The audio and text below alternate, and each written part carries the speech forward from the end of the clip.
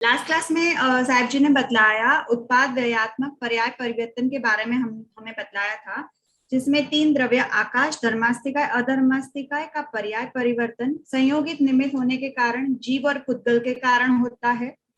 पर्याय परिवर्तन होने से मूल द्रव्य का नाश कभी होता ही नहीं, इसलिए ध्रुव शब्द का उपयोग किया गया है। उन्होंने आगे बतलाया कि एक एक आत्मा ने लोकाकाश के असंख्य एक एक प्रदेश का अनंत बार स्पर्श किया है। अलोकाकाश को मेंशन नहीं किया क्योंकि वहां न कोई जीव है, न कोई पुद्गल है, न किसी की स्थिति है। जन्म मरण आत्मा की पर्याय है। अनंत अनंत आत्माओं की यह प्रक्रिया चलती ही रहती है। पूरे लोक के अंदर एक सेकंड भी ऐसा नहीं है जब एक भी जीव का जन्म मरण ना हुआ हो। जीव आत्मा ने पुद्गल परमाणु ग्रहण करके शरीर बनाया, यह हो गई एक पर्याय। पर्याय ही व्यवहार में आती है। जब हम किसी चींटी पर पैर रख देते हैं तो वह मर जाती है। केवल ज्ञानी भी यह जन्म और मरण की वेदना को शब्दों में बता नहीं सकते। इसलिए धर्म क्या है उन्होंने बतलाया है। धर्म जैसी मेरी आत्मा है वैसी सबकी आत्मा है। मुझे दुख प्रिय नहीं है तो किसी को भी दुख मैं ना दूं। भगवान धर्म की व्यवस्था इस पदार्थ विज्ञान को समझने के लिए ही हमें बताई है। दश वैकालिक सूत्र द्वारा महाराज जी ने बतलाया कि सभी जीवावि इच्छन्ति जीवियुं न मरीच्युं। संसार में सभी जीव जीना चाहते हैं, कोई मरना नहीं चाहता। तमा पाणी गहम कोरम निगंधा वच्चयंतीणम। इसलिए हे प्राणी, किसी भी रूप में किसी को भी किसी भी रूप में न मारना ही सबसे बड़ा धर्म है। अहिंसा, प्राणी रक्षा, जीवों की करुणा, यही धर्म है। धन्यवाद। अगर कोई भूल चूक थी हो तो मिच्छामि दुक्कडम। बहुत अच्छा, धन्यवाद। चलिए, आज हम यहाँ पर जो है सवाल ये कर रहे हैं कि आखिर पर्याय क्यों होती है। बोलिए साहब, कौन बोलते हैं? तृप्ति बहन बोलेंगे आप? पर्याय क्यों होती है? क्योंकि परिवर्तन का स्वभाव। चलो बोलिए कानन बहन, पर्याय क्यों होती है? सर, जीवात्मा ने पुद्गल परमाणु जब ग्रहण करते हैं, शरीर बनाता है, फिर छोड़ देता है, यह प्रक्रिया के कारण पर्याय होती ही रहती है। पांचों पदार्थों की बात है, मात्र जीवात्मा की नहीं था। वस्ती कायात्मक पांचों द्रव्यों के अंदर पर्याय हो रही है। तो ये पर्याय क्यों हो रही है? पर्याय न हो तो क्या नहीं हो सकती है? क्या पर्याय होना अनिवार्य है? मेहता जी थोड़ा ध्यान से सुन लेना, फिर उत्तर तो देना ही पड़ेगा सब। अब आखिर जो है पर्याय न हो तो नहीं चलता है क्या? और क्या पर्याय का होना अनिवार्य है क्या? बोलिए चोरड़िया जी, क्या लगता है आपको? नहीं, संसार में तो जीवात्मा रहेगी तो उनका तो पर्याय परिवर्तन तो होता ही रहेगा, द्रव्य से भी और गुण से भी। गुण से सिद्ध आत्मा में होता रहता है किंतु द्रव्य से नहीं होता है। तो पर्याय नहीं परिवर्तन होगा तो संसार तो स्टैंड स्टिल हो जाएगा, एज इट इज हो जाएगा। तो पर्याय परिवर्तन तो संसार में इसीलिए तिरुपति की व्यवस्था है। इतना सब मत जोड़िए, सब मत जोड़िए। पहले can you give the answer Achalya ji within only one sentence? अगर पर्याय नहीं रहेगी तो it will be a standstill. ठीक है, लेकिन क्यों होती क्यों है पर्याय? उत्पाद व्यय के कारण। बिल्कुल सही बात है, बस इतना ही बोलना था आपको। अब उत्पाद व्यय होना मतलब क्या है साहब? सभी द्रव्य अपने आप में स्थिरस्थायी, सभी द्रव्य अपने आप में त्रिकाल नित्य हैं, सभी द्रव्य अपने आप में त्रिकाल नित्य शाश्वत है, सभी द्रव्य अपने आप में अनुत्पन्न अविनाशी है। अब पदार्थ स्वरूप हो गया, द्रव्य गुण पर्यायात्मक, ये क्या हुआ है? पदार्थ स्वरूप हुआ है। लेकिन अब उत्पाद व्यय द्रव्य जो है वो क्यों हो रहा है साहब? तो ये निश्चित है, जब उत्पाद में द्रव्य की प्रक्रिया आई तब भगवान ने कहा अब पर्याय परिवर्तन होगा साहब। अब जो है उत्पाद में द्रव्य का ध्यान रखिए, द्रव्य गुण पर्याय को त्रिपदी नाम नहीं दिया है। उत्पाद व्यय द्रव्य को त्रिपदी संज्ञा दी गई है। अब आया ख्याल में? बोलिए साहब। शिल्पा जी आपको बोलना शुरू करना होगा धीरे धीरे। Just repeat the sentence. बोलिए आशा बहन। द्रव्य उत्पाद व्यय और द्रव्य की क्रिया को ही त्रिपदी की व्यवस्था की कहा गया है। चलो इनको अधूरा याद आया है। पूरा क्या है ललिता जी? जैन आप बोलेंगे? उत्पाद व्यय को ही त्रिपदी कहते हैं, द्रव्य गुण पर्याय को त्रिपदी नहीं कहते हैं। बिल्कुल। तो उसको क्या कहा है? बोलिए नरेंद्र जी। द्रव्य गुण पर्याय को क्या कहा है? के कारण जो पर्याय में परिवर्तन होता है उसे ही त्रिपदी कहा गया। अरे भाई साहब बोलिए। कानन बहन। हाँ बोलो बोलो। ठीक है कानन बहन जल्दी बोलिए आप। सर उन्हें द्रव्य गुण पर्याय को पदार्थ स्वरूप बतलाया है। वेरी गुड, बहुत अच्छा। हाँ और आगे? और उत्पाद व्यय और द्रव्य को त्रिपदी का वेरी कहा गुड। गया है। चलो नरेंद्र जी आप है ना प्राइज इनको कानन बहन को भेज देना। अब देखिए ये तो निश्चित हो गया, भगवान की जरूर कहाँ पड़ी? कांति भी बोलिए, केवल ज्ञानी की जरूर कहाँ पड़ी?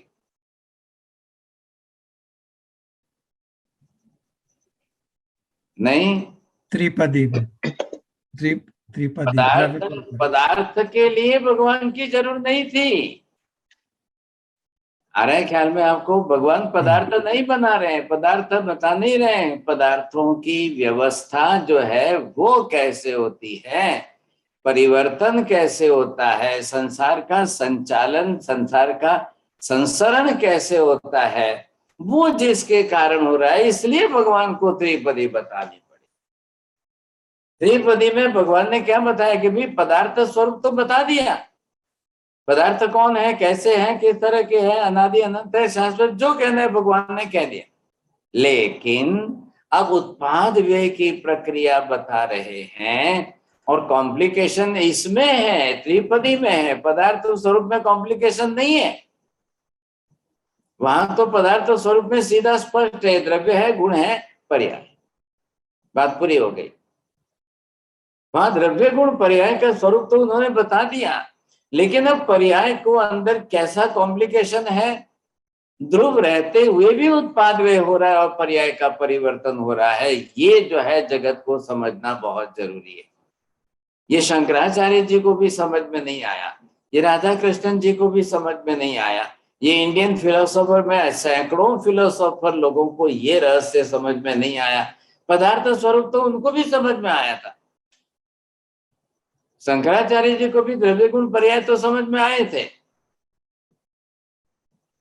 अन्य धर्मों में भी अन्य सबको समझ में आया था। लेकिन ये क्या चक्कर है, ध्रुव रहते हुए, त्रिकाल नित्य होते हुए भी पदार्थों के अंदर उत्पाद व्यय होता है और पर्याय का परिवर्तन होता है, और अनंत अनंत बाहर पर्याय का परिवर्तन हो जाए तो भी मूल द्रव्य स्वरूप का नाश होता ही नहीं है साहब।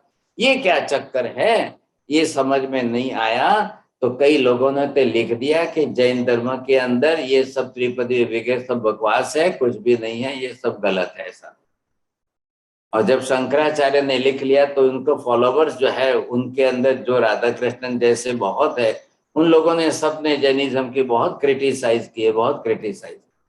अब आप में से कोई जैन शासन की ये सेवा करना कि त्रिपदी का स्वरूप समझ लेना, पदार्थ विज्ञान समझ लेना, द्रव्य स्वरूप द्रव्यानुयोग से पूरा पूरा ये फिजिक्स और मेटाफिजिक्स का साइंस समझ करके उसकी फिलोसॉफी बनाकर स्टडी करके अब आप जगत को जवाब देना, तो आपकी ये पढ़ाई काम की है। आपकी ये स्टडी जो है, जो इतने लंबे टाइम से आप लोग सब एक दारी अपना कंसंट्रेशन देते हो, समय देते हो, स्टडी कर रहे हो, मेहनत कर रहे हो, तो ये काम आएगी साहब। अगर इससे ये ज्ञान प्राप्त करके आप किसी का मिथ्यात्व दूर कर लोगे, किसी का सम्यक दर्शन प्राप्त कराने में सहयोग कर लोगे, इससे बड़ा तो जगत के अंदर कोई उपकार ही नहीं होता है। आप 1 करोड़ रुपया किसी को दो दोगे, उससे बड़ा उपकार तो एक जीव को मिथ्यात्व निवारण कराने में सहयोग करके, उसको ग्रंथि भेद में सहयोग करके सम्यक दर्शन प्राप्त करा दोगे, वो उपकार बहुत बड़ा हो जाएगा सर। ये तो छोटी सी बात है, 1-2 करोड़ देना ये तो बहुत बड़ी बात नहीं है। यहां पर जो है आप किसी को भी इतना सुंदर द्रव्यानुयोग समझा दो, पूरा पदार्थ विज्ञान इतना स्पष्ट कर दो, त्रिपदी से हर तत्व एक एक स्पष्ट करके इस पदार्थ ज्ञान में से उसको तत्व ज्ञान क्लियर कर दो, फिर वो जीव अपने आप में ग्रंथि भेद करके सम्यक दर्शन पा सकेगा। ये बड़ा काम हमको करना है, ख्याल है कि नहीं? और मैं भी इसी उद्देश्य से कर रहा हूं, इसी हेतु से कर रहा हूं। मेरा कोई स्वार्थ नहीं है साहब, आप मुझे कोई 2 पैसा नहीं दे रहे हो, कोई कुछ नहीं दे रहे हैं, कोई कुछ मतलब ही नहीं है किसी बात से। एक ही है कि कोई जीव अच्छी तरह से समझ जाए, समझ करके अपना अहोभाव प्रकट कर ले परमात्मा के प्रति और इस ज्ञान के प्रति, और इस पदार्थ ज्ञान के तत्व ज्ञान में कन्वर्ट करके इन सिद्धांतों को आत्मसात कर ले। अब वो आप 10 जने को पढ़ाओ, 10 जने को सिखाओ, किसी को समझाओ, और आप किसी के जो है उपयोग में आ जाओ। ये तो ज्ञान है साहब, ज्ञान तो बांटा ही जाता है। आपके ऑर्नामेंट्स जो है, आपके रत्न जो है, ऑर्नामेंट दागिने वगैरह वो तिजोरी में रखे जा सकते हैं, ज्ञान तिजोरी में नहीं रखा जाता है। ज्ञान तो बांटा जाता है, ज्ञान तो जगत को दिया जाता है। आप सोचिए ना, महावीर स्वामी 30 बरस तक देशना देकर गए हैं, पार्श्वनाथ भगवान 70 बरस तक देशना देकर गए हैं, नेमिनाथ भगवान केवल ज्ञान प्राप्त करके 700 बरस तक देशना देकर गए। क्या मिला भगवान को? कोई जाकर कुछ देते थे क्या भगवान को? रोज भगवान को लेकर के उसके बाद में देते थे क्या? नहीं।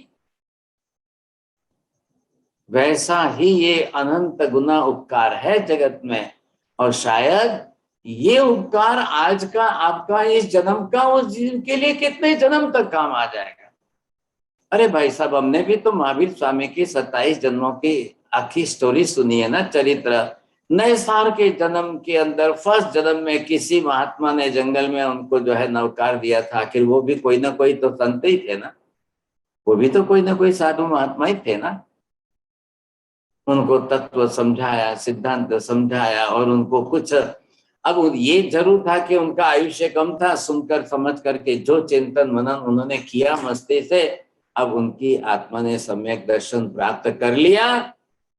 वो महावीर जो है नैसार का जीव 27 जन्म में महावीर बनकर मोक्ष में चला गया। अब वो महाराज कौन थे जंगल में मिले? वो क्या नाम था उनका? वो कौन से महाराज थे? किस संप्रदाय के थे? किस पंथ के थे? किस गच्छ के थे? है क्या कोई इतिहास है क्या? मिल रहा है क्या? कुछ भी पता नहीं है साहब, कुछ भी पता नहीं है। वो महात्मा जंगल में मिले और उस समय नैसार को जो है ये समझाया, बस ये बीजारोपण हो गया, ये बीजारोपण हो गया। और वो महात्मा तो कहाँ गए पता नहीं, और इधर तो नैसार का ही आयुष्य पूरा हो गया 2-4 दिन में तो, और वो अपनी तरफ से चले गए साहब, देवलोक के अंदर गए।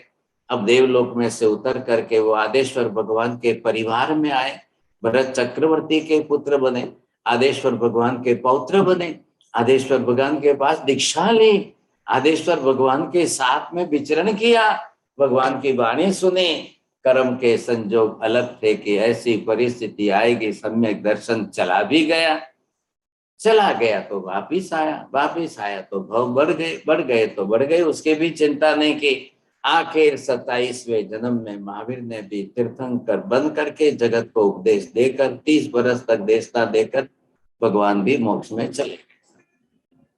अब भगवान की जिंदगी का 30 बरस का हिसाब निकालो।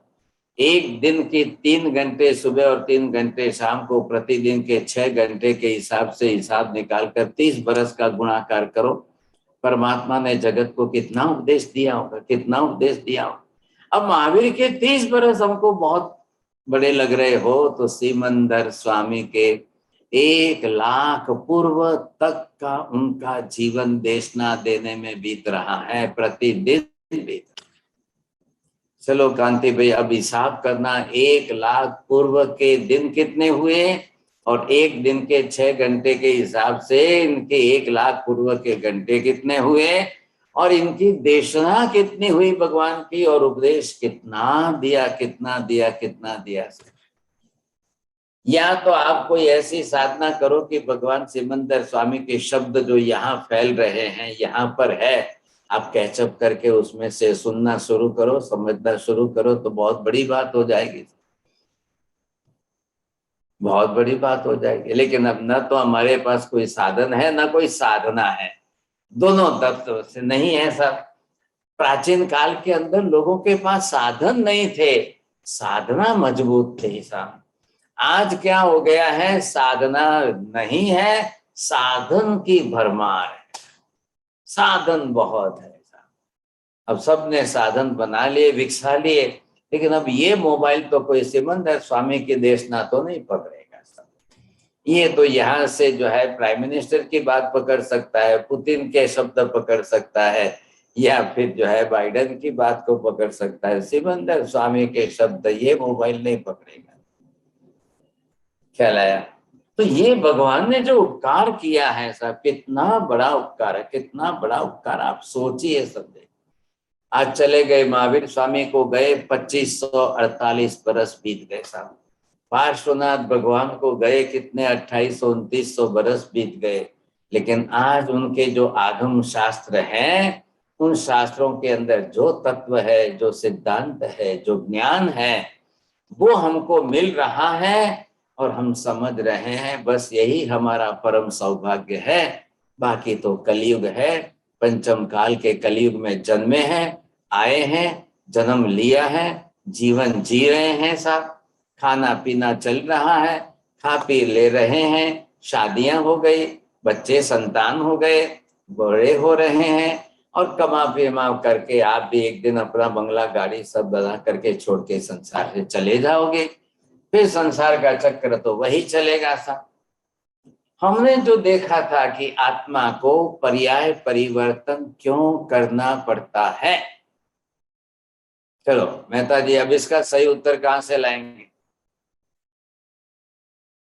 आत्मा त्रिकाल नित्य शाश्वत द्रव्य है, अब उसको पर्याय परिवर्तन क्यों करना पड़ता है, क्यों पर्याय होती है? जल्दी बोलिए। क्योंकि वो पुद्गल का संयोग होता है, इसीलिए पर्याय परिवर्तन कर। वेरी गुड, बोलिए चंद्रेश भाई, इनको दूसरा उत्तर देना है। देखो कर्म भोगतने लिए पर्याय परिवर्तन होता है। कर्म भोगतना पड़े तो चलो, आत्मा को कुछ भी करना हो तो शरीर बनाना अनिवार्य है, बिना शरीर के कुछ नहीं कर सकती है। शरीर बनाने के लिए औदारिक वर्गना के पुद्गल परमाणु लेगी आत्मा, शरीर बनाएगी। अब शरीर बना तो शरीर तो आयुष्य काल के तक सीमित है। ये यहाँ पर माता के गर्भ में शरीर बना लिया, अब जीवन जी लिया, ये यहाँ पर मृत्यु हो गई साहब, ये जन्म हो गया, अब ये जीवन जी लिया। अब इस तरह से करते करते एक जीव ने जो है अपनी तरह से, अब जिस तरह से हमने अपना जीवन जिया है साहब, और यहाँ से ये जन्म हो गया, जीवन जी रहे, मृत हो रहे, आयुष्य कर्म है, आयुष्य कर्म पूरा होगा, व्यय हो जाएगा। अब आपको दूसरा शरीर बनाना ही पड़ेगा साहब, कोई विकल्प ही नहीं है साहब। आत्मा निश्चित रूप से दूसरा शरीर बनाएंगे। तो यहाँ से चल करके आत्मा को दूसरी तरफ से, अब ये दूसरा जन्म, तीसरा जन्म, चौथा जन्म, पांचवा जन्म, अब ये इस तरह से जो है आत्मा को पर्याय परिवर्तन करना अनिवार्य हो गया है। चलो, इसके बिना संसार नहीं चलेगा। आत्मा अगर पर्याय परिवर्तन न करे तो क्या होगा? उसी का नाम मोक्ष है बस। आत्मा द्रव्य से कोई शरीर धारण ही ना करे, औदारिक वर्गना या कोई भी वर्गना ग्रहण ही ना करे, अपनी पर्याय बदले ही नहीं, कोई उत्पाद व्यय की प्रक्रिया ही ना हो, बस उसी का नाम मोक्ष है। लेकिन ऐसा तो होता ही नहीं है साहब। अब वो संसार में रहना ही रहना है, सकर्मी ही है, वर्गना के ग्रहण करना ही पड़ेगा, वर्गना ले करके बनाना ही पड़ेगा, नहीं तो संसार ही नहीं चलेगा सब।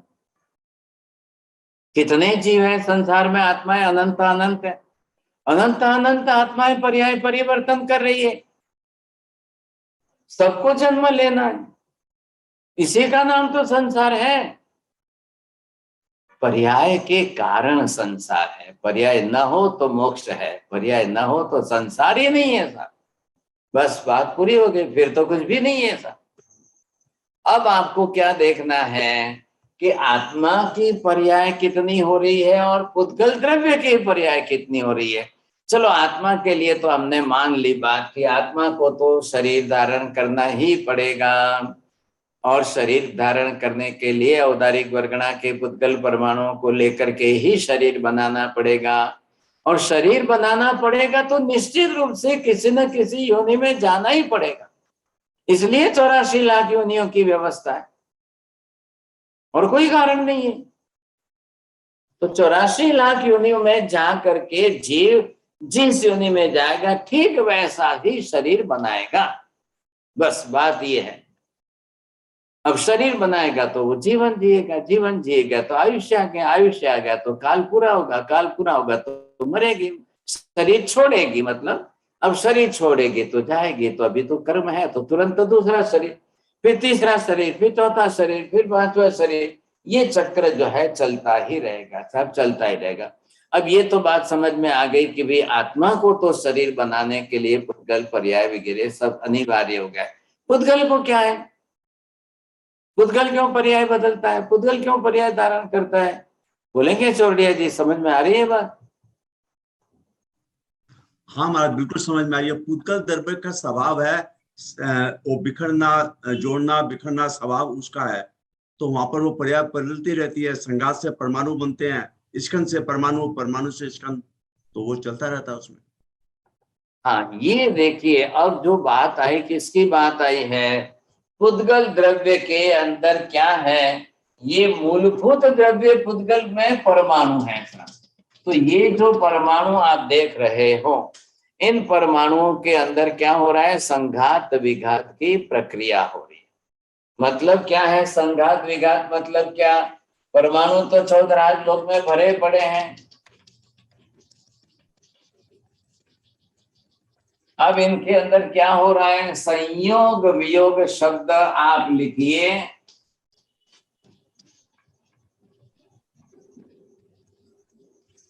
यह आगम शास्त्र में आई हुई दूसरी भाषा के अंदर ये संघात विघात भी कहा है।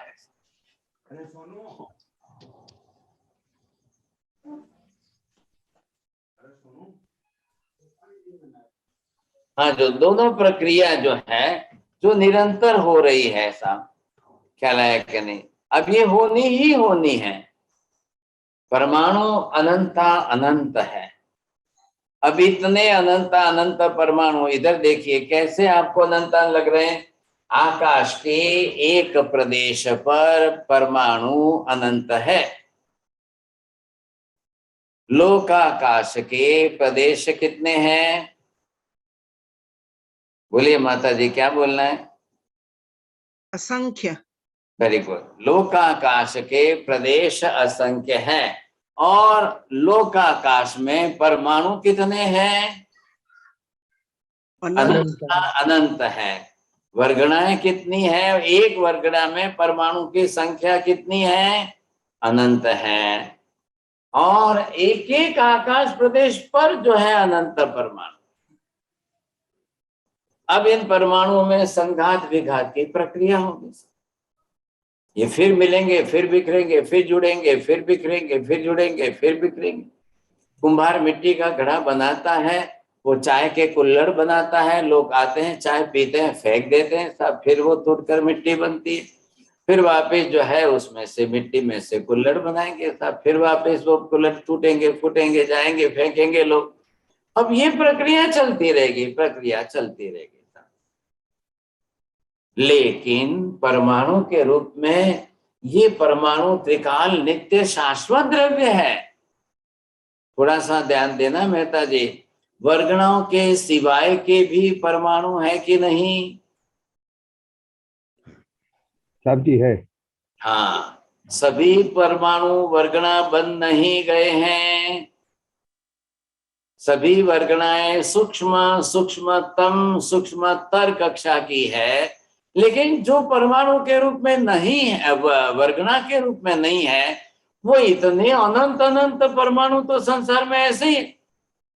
आप रास्ते चलते जितनी मिट्टी देख रहे हो, धूल देख रहे हो, पत्थर देख रहे हो, कंकड़ देख रहे हो, ये अभी क्या है? ये परमाणु नहीं, ये परमाणु रूप में नहीं है, वर्गणा के रूप में नहीं है। लेकिन आखिर किसी न किसी जीव ने तो ग्रहण किए थे। पृथ्वी काय को भी किसी न किसी जीव ने ग्रहण करके पृथ्वी काय का शरीर बनाया था। अब वो जीव उस शरीर को छोड़ करके चला गया। अब वो पत्थर भी जो है हिमालय से बहते हुए गंगा की नदी के प्रवाह के साथ में घसीटता घसीटता घसीटता घसीटता जो आ रहा है, वो पत्थर ही तो टुकड़े होकर के रेती बन गए। आपने उन रेतियों को ला करके यहाँ पर बिल्डिंग कंस्ट्रक्शन कर दिया।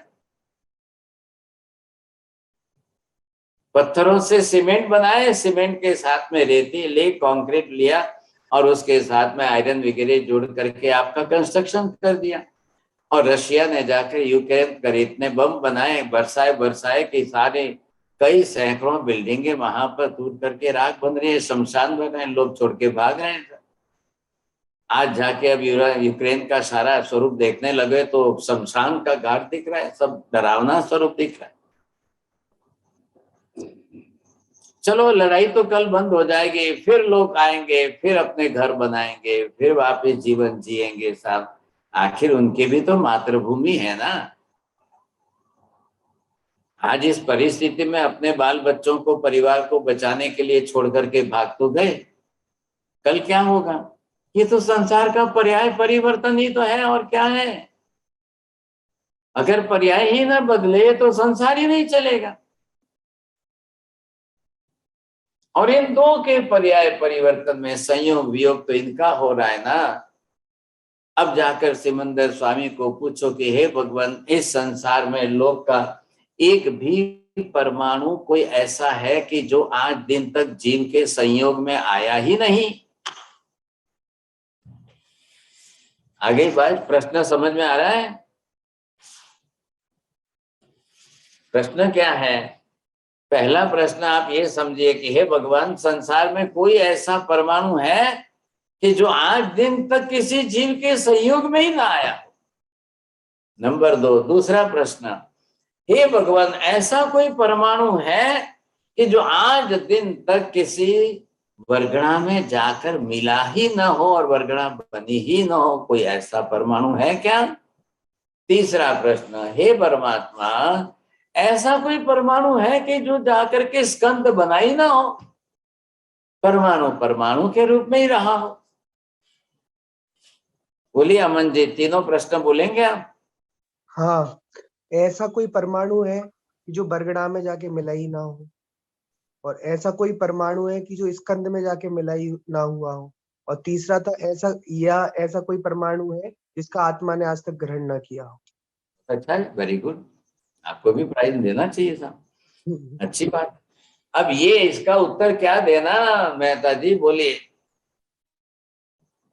नहीं, ऐसा कोई, इसको सब उद्गल परावर्तन काल जो कहते हैं, उसमें से एक जवाब तो वही है ना कि हम आत्मा ने हर एक परमाणु को जो ग्रहण कर लेते हैं 14 यादों के, तो उसको पुद्गल परावर्तन काल कहते हैं। बरोबर बरोबर, बहुत अच्छा है, आप समझ गए।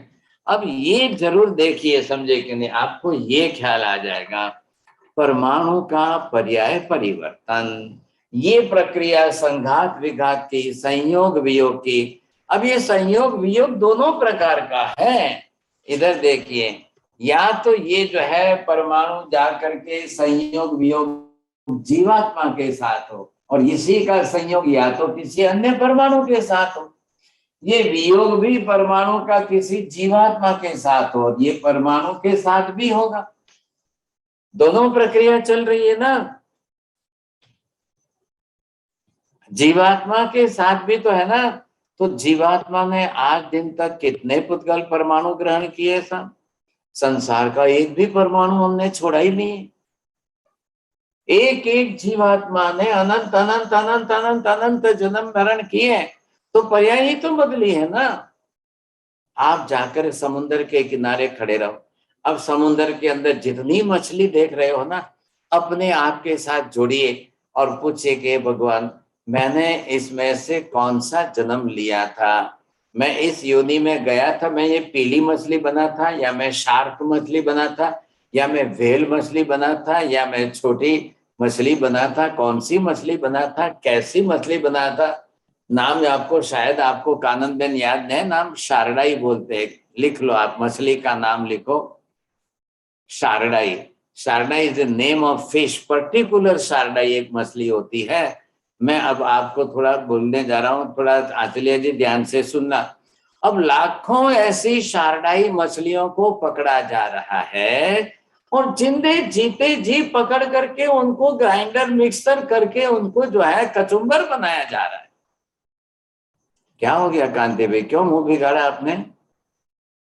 इसको सार्डिन्स कहते हैं। बहुत बहुत दुख में ये बातें हैं वो। शारदाई मछलियां, पर्टिकुलर मछलियां, अब उसके बीज बनाए, उसको उत्पन्न करो, उसकी संख्या बढ़ाओ और उनको पकड़ो, पकड़ करके ला करके लाखों मछलियों को ग्राइंडर करके मिक्स करके उनका कचुम्बर बनाओ। फिर उसमें पिग की फैट और पिग का मीट जो है वो मिक्स करो और ये नेस्ले कंपनी वाली ये मैगी बना रही है। अब इसी में से मैगी बन रही है और ये मैगी आज दुनिया के करोड़ों लोग खा रहे हैं। मैं आपको ये पूछता हूं, जरा चोरडिया जी, आप सीए हो, इसका हिसाब निकालो, कितनी करोड़ों अबजों कितनी मछलियां पकड़ी जा रही? बहुत। अब ये क्या एक साइकिल बना दी उन्होंने, उद्योग बना दिया। इधर उन्हीं मछलियों को वापस जो है पीस करके पाउडर बनाकर गोली बनाओ, गोली बनाकर पानी में डालकर फिर मछली पैदा करो, फिर पैदा करके फिर पकड़ो, फिर पकड़ करके फिर ग्राइंडिंग करके मिक्सर के अंदर कचुम्बर बनाओ, फिर पिग फैट और पिग मीट मिला करके उसके जो है नूडल्स बनाते हुए ये मैगी बना रहे हैं। और ये नेस्ले वाला दुनिया को मूर्ख बना रहा है कि एक बार माँ के बिना चल सकता है लेकिन मैगी के बिना नहीं चलेगा। ये क्या बात, क्या है साहब? और ऐसे ऐसे ये अभिनेता लोग, फिल्मी लाइन वाले जो है उनकी पब्लिसिटी कर देते हैं आकर के। ये क्या चक्कर चल रहा है? और ये नहीं समझने के कारण जैनों के घर में ये मैगी आ रही है। और मेरे को बंबई में था तब जैन लोगों ने बोला, बाबूजी आज तो आठम चौदस है, हरी सब्जी नहीं बनाते, आज हमने मैगी बनाई है। मैंने कहा भला हो आपका, जरा समझ लो भाई साहब, आठम चौदस की हरी में जितना पाप नहीं था, इससे 1000 गुना पाप तो मैगी में लग गया। अरे बाबूजी कहीं हो ऐसा, कहीं हो कैसे, कोई पता ही नहीं चल रहा है, क्या हो गया ऐसा, क्या हो गया? अरे मैंने कहा ये नंबर लो, ये नेस्ले कंपनी के प्रोडक्ट लो, जरा गूगल पर सर्च कर लो भाई साहब, आंख खोलो, आंख खोलो एक बार। अगर 14 आठम पर्व तिथि पाखी को अगर आपने हरी खा ली तो जिसका पाप शायद 10% होगा, लेकिन मैगी खा ली तो 10,000 गुना प्रतिशत पाप बढ़ जाए। अब करना क्या भाई साहब, करना क्या? लोगों को जानकारी नहीं है, जानकारी लेनी नहीं है। मैंने कहा लाओ आपके घर में मैगी का पैकेट है? बोला ये लो। मैंने कहा इसके ऊपर देखो जरा, पढ़ो तो सही, कौन सा नंबर, ई नंबर कौन सा लिखा है? अब ये ई नंबर उन्होंने पढ़ा। मैंने कहा सबके जेब में मोबाइल है, खोलो निकालो और गूगल पर सर्च करो आप, 322 क्या है और 471 क्या है, ये नंबर जो है आप गूगल पर सर्च करो, from where it derives, what are the sources of that, what is that. Nestle company के प्रोडक्ट की आप एक बार तो सर्चिंग करो गूगल पर। इतना मोबाइल एडवांस हो गया है, जेब में मोबाइल, घर घर मोबाइल है, लेकिन आंख मूंद करके खा रहे हैं, कोई सर्च भी नहीं कर रहे हैं, कोई नंबर भी नहीं देख रहे, ई नंबर भी नहीं देख रहे, यूं पड़ी के लेकर रास्ते चलते फटाफट खा रहे। अरे मैंने कहा भाई साहब ये क्या कर रहे हो, क्या कर रहे हो? अब इतनी मछलियों की हिंसा हमारी हुई और इतनी मछलियों की हिंसा से बने हुए पदार्थ हमने खाए। अगर मैं आपको ये प्रश्न पूछूं कि एक आत्मा को जिसने खाया है, आपकी आत्मा को इतने जन्म मछलियों के करने पड़े और फिर आपका कचुम्बर हो और फिर ग्राइंडिंग मिक्सर हो और आपको लोग कोई खाए, तब जाकर ये पनिशमेंट पूरा होगा, तो कौन सुनने वाला है, कौन समझने वाला? बस वो अंदर मिथ्यात्व तैयार है। नहीं नहीं महाराज ऐसा क्या होता है क्या? ऐसा क्या होता है क्या? नहीं, ऐसा कुछ नहीं होता है। मैंने कहा देखो तो सही भाई साहब, ये क्या हो रहा है, क्या हो रहा है। बस लोगों को 1 मिनट के लिए सोचना नहीं, विचार ही नहीं करना है। कुछ भी रास्ते चलते पड़ी के लेकर खा लेना है, कुछ भी उठाया कुछ भी खा लिया। आज तो बिस्किट खाए, आज तो चॉकलेट खाए, आज तो ब्रेड खाया, आज तो पिज्जा खाया, आज तो पास्ता खाया। फटाक से ऑर्डर दे दिया सब, हेलो हेलो पिज्जा भेज देना। अब वो कंपनी वाला कह रहा है कि 20 मिनट में आपके घर में पहुंच जाएगा। आप कितने मंजिल पर हो, एड्रेस दे दो। बोले 20वीं मंजिल पर है। फटाक से 20 मिनट के अंदर आ जाए तो पैसा देना, 20 मिनट तक नहीं आए तो पैसा मत देना। क्या कंपनियां सर्विस दे रही है साहब, और लोग 50वीं मंजिल पर बैठकर ऑर्डर देके मंगा रहे हैं साहब। वाह भाई वाह, क्या कमाल कर रहे हैं आप लोग। एक गाय, प्रेग्नेंट गाय मरेगी और प्रेग्नेंट गाय के पेट का बछड़ा मरेगा, दोनों तड़फेंगे, दोनों को जिंदे काटेंगे, उसमें से एक येलो पदार्थ निकालेंगे, तब जाकर के उसे वो रेनेट के रूप में डालेंगे, तब जाकर के चीज बनेगी, नहीं तो नहीं बनेगी। ये परिस्थिति हो रही है और लोग धड़ल्ले से खा रहे, धड़ल्ले से खा रहे। बंद कर दे, बंद कर, निकाल दो, बंद कर दो, कुछ भी नहीं। अब ऐसी स्थिति में क्या करना है साहब, बोलिए। बंद नहीं, बंद नहीं। ऐसी स्थिति में करें तो क्या करें? तो कितनी पर्याय बदल रही है। अब इतने कर्म जीव बांधेगा, इतने कर्म बांधेगा और इतने भव करेगा, तो मतलब हो गया कि इतने भव के अंदर इतनी पर्याय तो बदलेगी आत्मा। अब इतने पर्याय बदलेगी तो पुद्गल की भी पर्याय बदलेगी। तो महावीर स्वामी तो केवल ज्ञानी थे, तो उन्होंने कह दिया देख करके भी आत्मा भी त्रिकाल नित्य है, परमाणु भी त्रिकाल नित्य है। न तो आत्मा मरने वाली है, न आत्मा का अस्तित्व नष्ट होने वाला है, न पुद्गल परमाणुओं का अस्तित्व नष्ट होने वाला, कुछ भी नहीं है साहब, ये तो रहने ही वाला। बस मात्र पर्याय बदलती जाएगी, पर्याय परिवर्तन होता जाएगा, पर्याय परिवर्तन होता जाएगा। लेकिन ये पर्याय परिवर्तन कल हमारी जब ये अवस्था हो, आप एक बार जाइए कांति भाई, आप जहां रहते हो वहां समुद्र किनारे जाइए, कितनी प्रकार की मछलियां, कितनी जात की मछलियां। आप एक बार मछलियों की जात देख लो और इनके प्रकार देख लो और तरीके देख लो, हैरान रह जाओगे आप, हैरान रह जाओगे। अरे अरे अरे, इतनी प्रकार की मछलियां होती। लेकिन अब जाकर आज सिमंदर स्वामी को पूछो कि हे भगवत, इस संसार के अंदर मेरी आत्मा ने एक पर्याय कोई ऐसी बता दो कि जो मैंने धारण ना की। पहले प्रश्न समझ में आ रहा है? शिल्पा बहन जी बोलिए, क्या प्रश्न क्या है? ऐसी कौन सी पर्याय है जो मैंने धारण नहीं की अभी तक? हाँ, बहुत अच्छी बात। चलो आप धीरे धीरे शुरुआत करो बोलना, हाँ आपको भी आ जाएगा साहब। अब बताइए साहब, इसका उत्तर क्या देंगे? सिमंदर स्वामी उत्तर क्या देंगे साहब? बोलेंगे हमारे भाव परावर्तन में समझ आते हैं। हाँ? भाव परावर्तन में सब पर्याय आ जाती है। आप उत्तर क्या देंगे सिमंदर स्वामी का? एक शब्द में ही उत्तर देना है। माता जी बोलिए।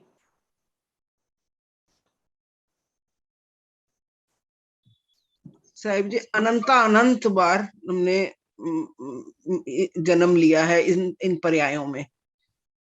ये कभी पर्याय ऐसी जगत की नहीं है कि जिस पर्याय को आत्मा ने अनंत बार धारण ना किया।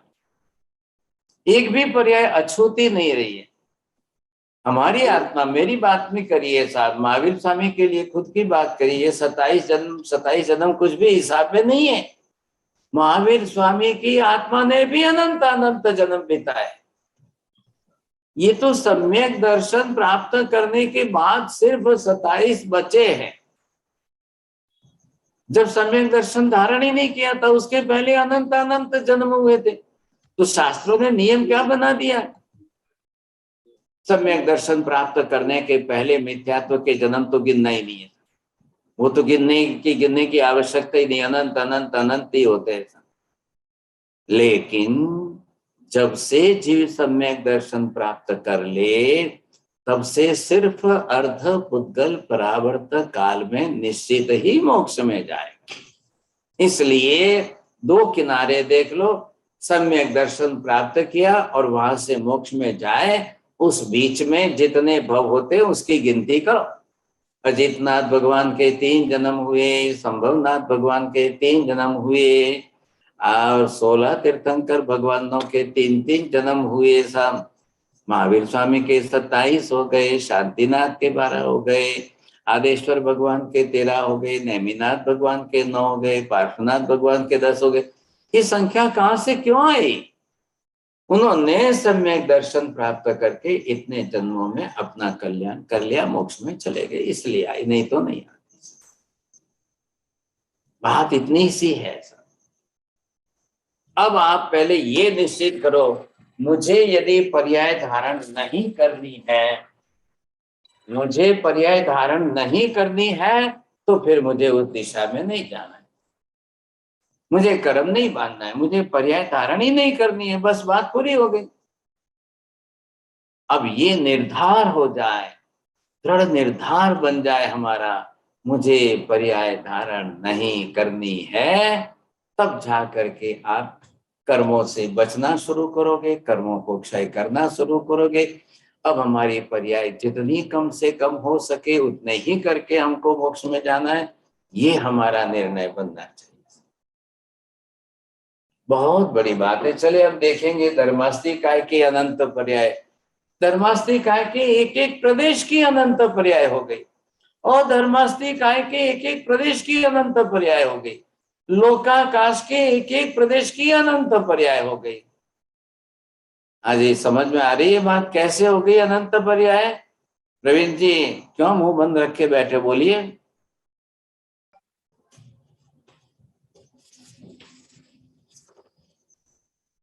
ये जो है धर्मास्तिकाय द्रव्य है, और इधर आपको ये देखना है कि धर्मास्तिकाय का ये एक प्रदेश है। अब इस एक प्रदेश पर कितनी बार हमारी आत्मा जाकर स्पर्श करती है और वहां से निकलती है। इस धर्मास्तिकाय के एक प्रदेश पर परमाणु कितनी बार जाकर स्पर्श करके वहां से निकलता है? पर्याय हुई कि नहीं हुई?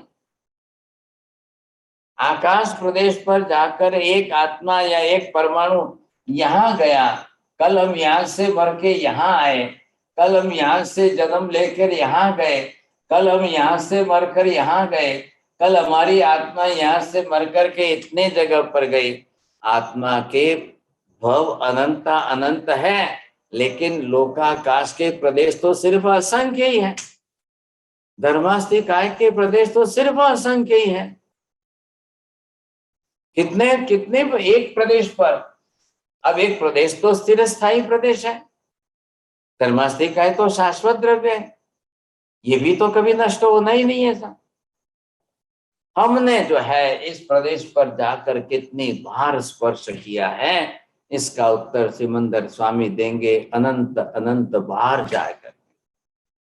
अब हम इस प्रदेश पर ज्यादा गए, मेरी आत्मा ज्यादा गई कि इस प्रदेश पर परमाणु ज्यादा गए, वर्गणाएं ज्यादा गई, वर्गणाएं वहां से निकली और आत्मा के पर हमारी आत्मा गई, फिर परमाणु भी गए, लेकिन वो प्रदेश तो वहां पर जहां है वही है, स्थिर स्थायी है, प्रदेश का तो कोई नुकसान ही नहीं है, मूल द्रव्य तो वही है, एज इट इज है।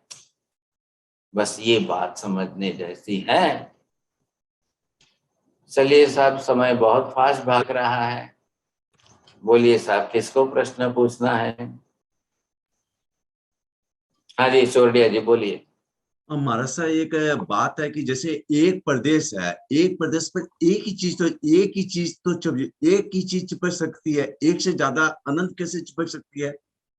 भाई साहब ये कपड़ा है, मेरा कपड़ा सफेद है, आप देख रहे हो।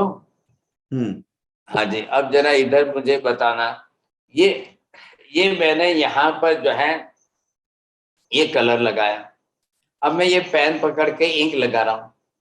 अभी देखिए आप 8:56 पर मैंने ये इंक लगाई, निकाल दिया। अब दोबारा इसके ऊपर रेड कलर लगाए, रेड इंक लगाई, निकाल दिया। तीसरी बार मैंने ग्रीन इंक लगाई, निकाल दिया। चौथी बार ब्लैक इंक लगाई, निकाल दिया। 8वीं बार मैंने ब्लू इंक लगाई, निकाल दिया। ये सूख रहा है?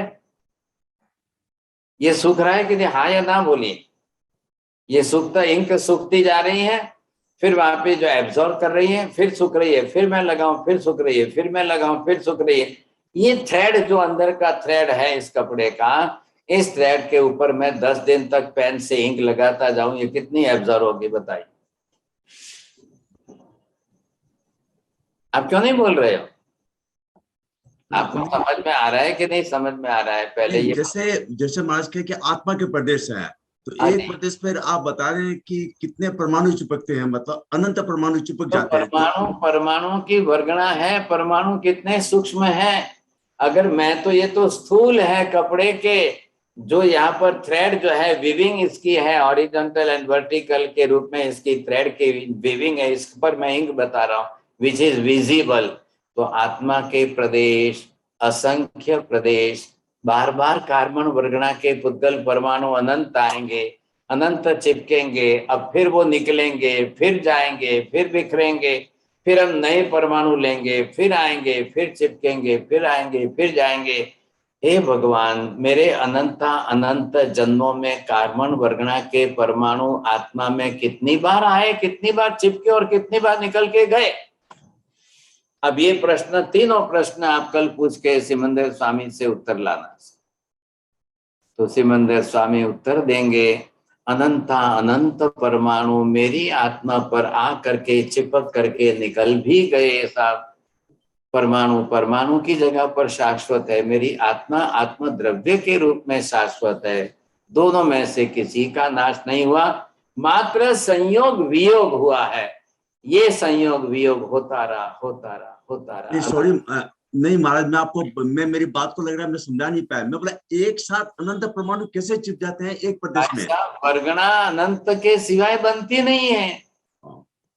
कार्बन वर्गणा हो या आठों वर्गणा हो, अनंत परमाणु के सिवाय बनती नहीं है।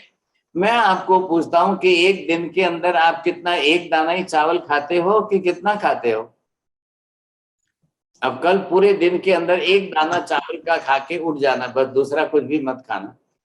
ठीक है महाराज, समझ गया। एक दाने चावल से आपका इतना बड़ा औदारिक शरीर का काम हो जाएगा, भर जाएगा।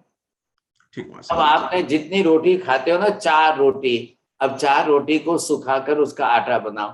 आटा बनाकर सुई की नोक से एक एक गिनती करके मुझे बताना कल, 4 रोटी के परमाणुओं की संख्या कितनी होती है, सुई की नोक से आप गिन करके बताना। वो कहाँ गई? पेट में गई, शरीर में गई? क्यों आपने अनंत परमाणु लिए? आप एक चावल का दाना खाकर उठ जाना कल। ठीक है। बिना अनंत परमाणु के चलता ही नहीं है जीव को। ठीक। हाँ जी माता जी बोलिए जल्दी। साहिब जी, ये पर्याय का समझ में आया कि ये परिवर्तन है, एक तरह का द्रव्य का परिवर्तन या गुणों का परिवर्तन, या ये सब समझ में आ गया बिल्कुल। लेकिन पर्याय का स्वरूप कैसा है, ये चीज थोड़ी सी समझना में लगता है कि शायद थोड़ी कचास है। वो समझ में अभी आपका स्वरूप कैसा है? आपने क्या बताया? 67 kg का वेट है आपका, 5.5 फुट की हाइट है आपकी। ये आपकी आत्मा ने जो शरीर धारण किया, ये पर्याय का स्वरूप। कल यहाँ से छोड़ करके जाओगे, आप देवलोक में जाओगे ना, तो वहां देव का शरीर आपके इतने वजन वाला नहीं बनेगा। वहां 69 किलो का वजन वहां नहीं होता है। तो ये पर्याय का ही तो परिवर्तन है, और क्या?